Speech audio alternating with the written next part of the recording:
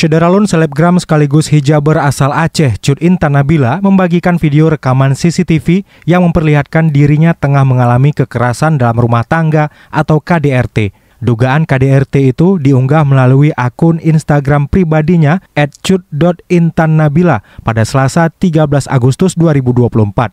Melalui video CCTV berdurasi 52 detik itu, memperlihatkan Cut Intan Nabila dipukul habis-habisan oleh suaminya Armor Toreador.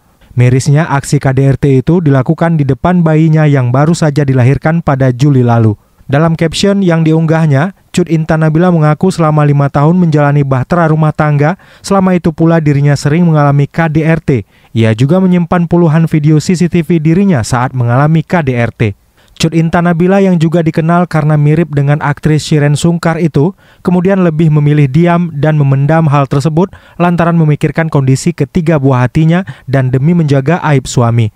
Namun tepat pada hari ini, Selasa 13 Agustus 2024, Cut Intan Nabila mengaku sudah tak sanggup lagi menahannya sendiri hingga menyebar video CCTV KDRT ke media sosial. Adapun KDRT tersebut diduga karena adanya perselingkuhan hingga terlibat percekcokan. Cut Intan Nabila mengaku selama ini ada banyak sosok wanita yang hadir di rumah tangganya, beberapa bahkan temannya sendiri.